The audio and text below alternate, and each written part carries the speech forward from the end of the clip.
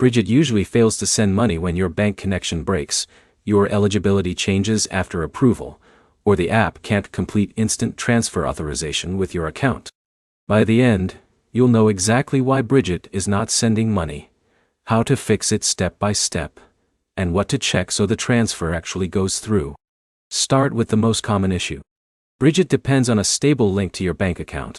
If your login session expired, your bank required re-verification, or you changed your banking password recently, the transfer can fail before it even starts.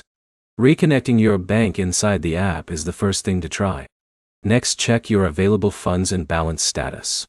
Even though Brigit sends cash advances, your linked account still needs to meet their internal approval rules at the time of transfer.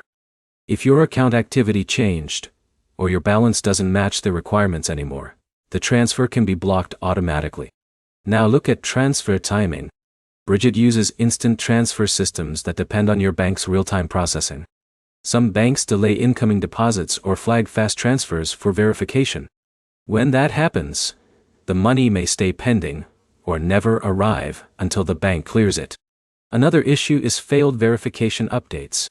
If Brigit detects a mismatch in your identity, bank details, or recent account changes, it can pause transfers for security. This usually happens after bank switches, new debit cards, or recent app reinstallation. Also, check for app or server delays. If the app is under heavy load, or temporarily sensing issues with banking partners, transfers can stall. In that case, the request is usually queued and either completes later or needs a retry. Now check your transfer method. Some banks support faster deposits while others take longer or reject instant transfers entirely. If your bank is on the slower side, it can look like Brigit is not sending money even though it's processing normally in the background. Here's the simple breakdown. Brigit fails to send money because of broken bank connections, changed account eligibility, transfer timing delays, verification mismatches, or bank-side restrictions on instant deposits. Do this next. Reconnect your bank account.